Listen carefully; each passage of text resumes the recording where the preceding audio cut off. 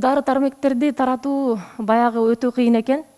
Бир унаадан оноосу келип деле алып кетип экен, ооротабыз деп, бир эле баягы направленияны көтөрүп келишип алып, же болбосо ошол эле дарыканаларга барсаң, баалары ар кандай да. Биз кечээ күнү мисалы ЦПФимди 85 рубльга алып келсек, Москвадан, бул жердеги аптекаларда 300 сомдон жогору болуп атат да.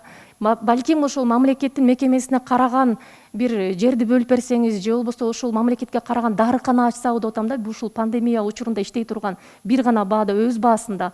Анткени аптека ээлери, ошол дарыкана ээлери биз аренда төлөп атабыз деп атат, чыгымдарын айтып атышат каяктагы. Биз көрүп атабыз, андай деле чоң чыгым жок да бул жерде.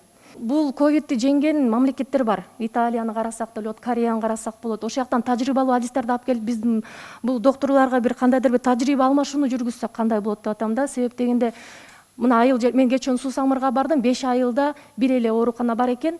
Эң негизги доктору ооруп жатат, калгандары эч нерсе билбейт. Эмне кылышты билбейт да. Көздөрү бизди карап эле, бул Клександы кандай кылабыз, эмне кылып улан учурда саябыз дейт да. Ошондо аябай эмне кыларын билбей калат экенсиң да. Өкмөт көңүл бөлүп бизге ыктыярчыларды чогултуп, балким биз туура эмес дарылап аткандарбыз.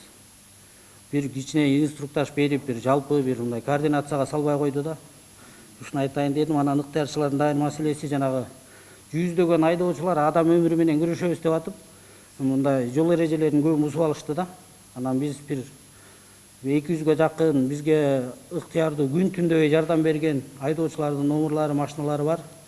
Ошону жана Коопсуз шаар долбоорунда камералардан ушул айдын периоддун ичиндеги айыппулдардын ичине кыскартып же алып коюу сунушун суранып атышат да. Анан дагы бир көйгөйдү айтып коеюн. Азыр жанагы обсервацияларда, стационарларда 14 күнгө деп келишим түзүлүп врачтар иштеп атат, медиктер иштеп атат. 14 күндөн кийин алар же үйлөрүнө изоляцияга кетип атат, же обсервацияга кетип атат. Бирок ошол 14 күнгө деп эсептелген акчасы айдын аягында тийип атат да. Эми 15 күн, 14 күн иштеп, күнү түнү ковид менен, ажал менен түздөн түз кармашкан врачтар 15 күн зарыгып ошо биртки иштеген айлыгын күтүп атат да. 32 миңден 27 миңден 32 миңге чейин экен болгончу. Биздин тиги мамлекеттик мүлк фондунда толтур имараттар бар, иштелбей турган, аңгырап турган. Ошолорду бир карап чыксак, ошолорду ремонттоп кышка даярдасак, мисалы Ысык көл мейманканасын алалы. Канча жылдан бери каңгырап бош турат агай. Ошону бир карап берсеңиз, кышка баардык шарттары бар, коммуналдык баягы жылытуу системаларынын баары даяр. Бир сыйра ремонттоп ишке кирип, кышкыга жакшы жылуу обсервацияларды дайындап албасак, кышка чейин созулуп кетсе абал кыйын болот. Азыркыдай спорт залдарда, мектептерде, чайхана, кафелердеги стационарлардын баары жокко чыгып калат да ушундай суутта. Бизде 7 область бар, 7 областтагы айылдар бар, көчөлөр бар. Аларга азыр сиздин алтын сөзүңүз, ар бир сөзүңүз өтө маанилүү. Ошол себептерден мен сизден суранат элем. Бир гана биздин кээбизди угуп койбостон, мына ушул ааламга кетип жаткан жолду айыл жергесин унутпасак депчи. Сизге сунуштайт элем, азыркы учурда ушундай эле жолугушууну, ушундай эле форматтагы жолугушууну онлайн биздин артыбызда турган, бизге жардамдашып турган айылдагы, региондогу, областтагы бардык ыктыярчылар менен сиз сөзүңүз менен болсо дагы угуп койсоңуз, алардын азыркы учурда баягы кичине болсо дагы курсагы ток болуп калат беле деген ойдомун да. Тойканалардын бардыгы обсервация, стационарга айланып атат, күндүзгү, түнкү. Бирок ошол эле учурда ал жерге биздин врачтар, дарыгерлер жетирсиз.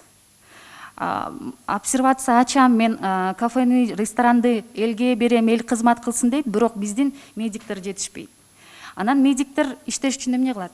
Мунун акча маянасы бардыгы ошол нерсе чечип берет. Мен акча маянасын биздин медиктердин көтөрүп берүүңүздү суранат элем, азыркы учурда иштеп жаткан.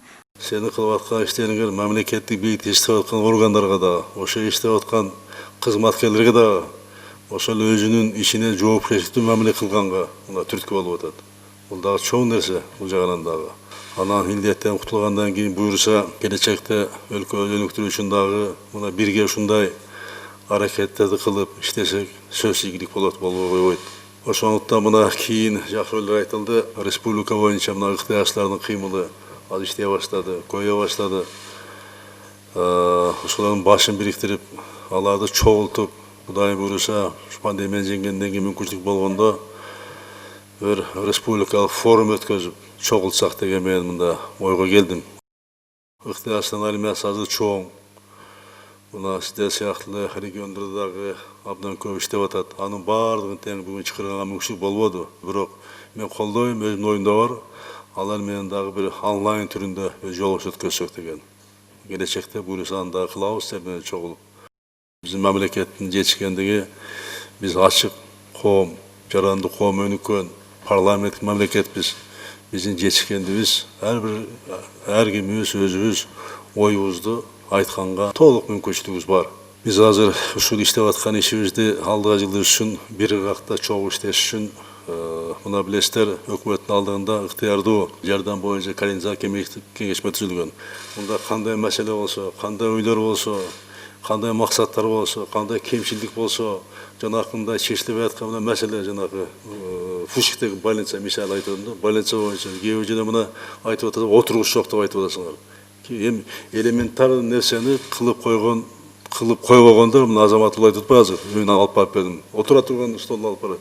Эми ал ошол жердеги бийликтин иши да, акимдин иши, ошол жердеги иштеп аткан адамдардын иши да. Ошондой маселелер болсо, ушуну координация кылып турсаңар, мен дагы жардам берейин, чогуу иштейли, чогуу оңдойлу.